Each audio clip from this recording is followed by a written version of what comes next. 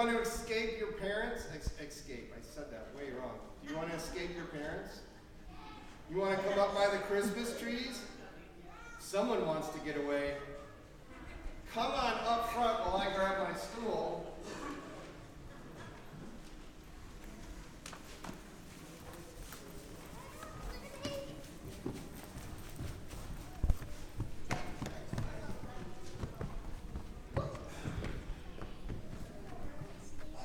Sit nice and pretty and make space for everyone. Mom and Dad want to take pictures. This is their favorite moment. Speaking of pictures, down in the lobby, I don't know if you noticed or not, but we have a picture taking station, kind of a selfie station. If your families would like to, there's plenty of time after service, if you'd like to take some pictures, that would be great. Merry Christmas. You guys aren't excited at all. I expected a lot bigger Merry Christmas. All right.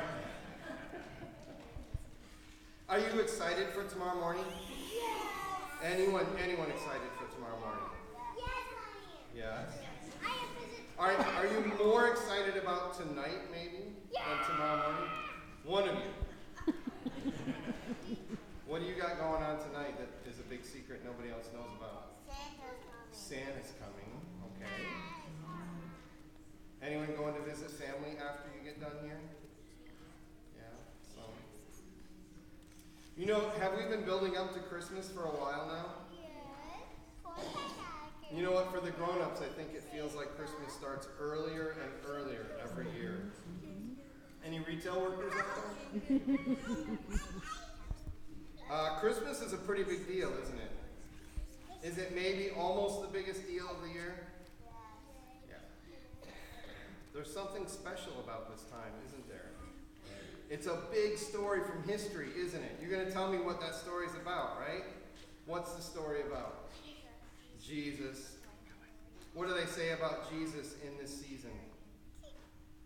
Do you know? He's getting bored already? I just started. He's getting bored. Don't look at me like that. Right, he's getting bored. Jesus is born. That's why tonight we have little baby Jesus in our nativity scene, and he hasn't been there for a while.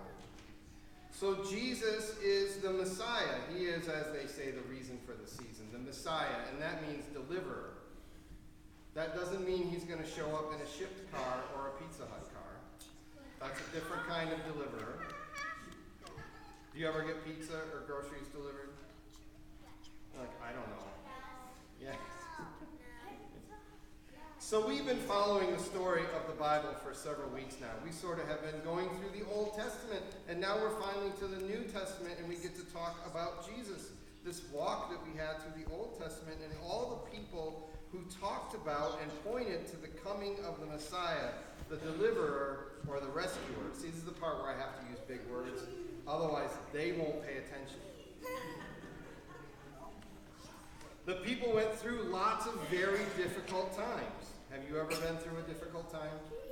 Yeah? Have you had a hard time at school, maybe? Or with a brother or sister? Or that time you had to clean up your room and you really didn't want to? Did you cry out for the Messiah? Mom says, go clean your room, and you said, oh, Jesus, come now! Well, all through those difficult times, they call out to God for a rescuer. And Christmas is a really big story about how God came in person to rescue us. Christmas might be the biggest story about the biggest event that ever happened. But you know what's interesting? If you've been following along, and we've been following along, maybe you noticed that this really big, really significant story gets told by insignificant and unlikely people. It's not the people that you would expect to tell this story, but it's actually insignificant people. Like Mary and Joseph really weren't important people at all. And nobody pays attention to shepherds. You ever seen shepherds? See, they're virtually invisible. But look who the angels showed up to. Did you catch that in our story tonight? Who did the angels come and sing for? Who? Did the angels come and sing to Mary tonight? Well, there was one angel that came and told Mary about Jesus coming.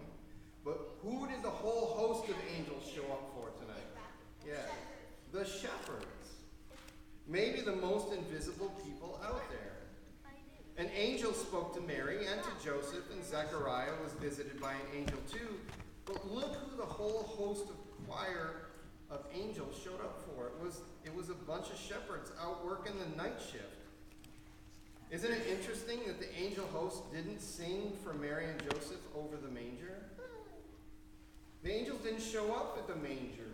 They showed up out in the field for a bunch of shepherds. And so those shepherds went looking for Mary and Joseph and baby Jesus so they could tell them this wonderful, amazing thing. And this is the important thing I'm noticing and thinking about this year. Every person in the narrative story that we've been following has an important part to play, no matter how unimportant they seem. Have you caught that? Even the unimportant people have an important part in this story. Mary is just a modest Hebrew teenage girl that we know almost nothing about. Joseph comes from a line of David and is a carpenter, but that's all we know. Zechariah is a priest, and Elizabeth comes from a line of priests, but if it weren't for their part in the story, we wouldn't even mention them. The shepherds don't even get names. And yet, they are the first people to receive the good news, and they get serenaded by a whole host of angels. And all the people came forward at the proper time to contribute something for Mary to ponder and treasure in her heart. She met with Elizabeth and Zechariah, and she met with Gabriel the angel, and she met with Joseph, and all of these people brought all of their parts together in the whole story of Jesus. And I think that means you and I probably have an important part in the story today. Do you think maybe you have an important part in Jesus' story? It doesn't matter how small or unimportant, how weak or unlikely you are. Actually, it seems that the bigger and the more important you are, the smaller your part in the story might be. God has an interesting way of using insignificant and unlikely people in this really big story. Maybe God knows how big and heavy the darkness and division in the world can feel to us. Maybe that's why God's strength is shown clearly in our weakness. Have you ever felt weak? You ever seen God be really strong when you were weak? In 1955, there was a woman named Jill who was feeling very weak and full of despair. She was very sad. She was struggling after a failed marriage had left her all alone. And it was at that time that she wrote a really powerful song. Maybe you all have heard this one. It goes something like this. Let there be peace on earth, and let it begin with me. Let there be peace on earth, the peace that was meant to be. With God as our Father, brothers all are we. Let me walk with my brother in perfect harmony. Let peace begin with me. Let this be the moment now. With every step I take, let this be my solemn vow, to take each moment and live each moment in peace eternally. Let there be peace on earth, and let it begin with me. I think that Jill Jackson Miller was echoing what so many of us feel today. The world and our country, even this community, feels so divided and full of conflict. Surely our hearts are crying out for peace. Even the angels sing it in their words to the shepherds, peace on earth, goodwill to all. How we long for peace and goodwill. And I think the singer-songwriter Nicole Nordeman, as some of you may have heard of her, Nicole Nordeman echoes that sentiment in her newest song, where she asks us the question, if the world wants peace for Christmas, might it begin with us? The world around us seems full of division and conflict, but I believe that it can be turned toward peace by simple acts of ordinary people who simply answer, yes, let it begin with me. Shouldn't it begin with us? Don't we follow the Prince of Peace? Jesus is the Prince of Peace, and he is our Lord and our King. And let none of us think that we are too small. None of you are too small, too little, or too insignificant or unlikely. The birth of Jesus and the entire story leading up to his birth teaches us that everyone, no matter how unimportant, has an important role, an important part to play in the story that God is weaving of the restoration of the world. We all have an important part to play. Each of you has an important part to play in telling that story. Do you think you could tell that story to somebody?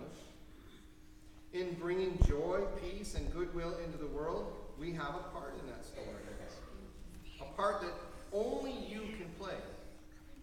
So see, we might feel small or unimportant, but each of you is an individual, and you have a part in that story that you can tell that nobody else can tell. I think that's pretty special. So let each of us take time to pause this Christmas Eve, and listen. Listen through the silent night, and believe what God is calling us to do, and let peace begin on earth, and let it begin with us. Do you think we can do that? You guys do fist bumps? Should we do a big peace fist bump? Can we? Half of us are paying attention. That's okay. Ready? Who wants to do the peace fist bump? Ready? Go. Let it begin with us. Love you guys.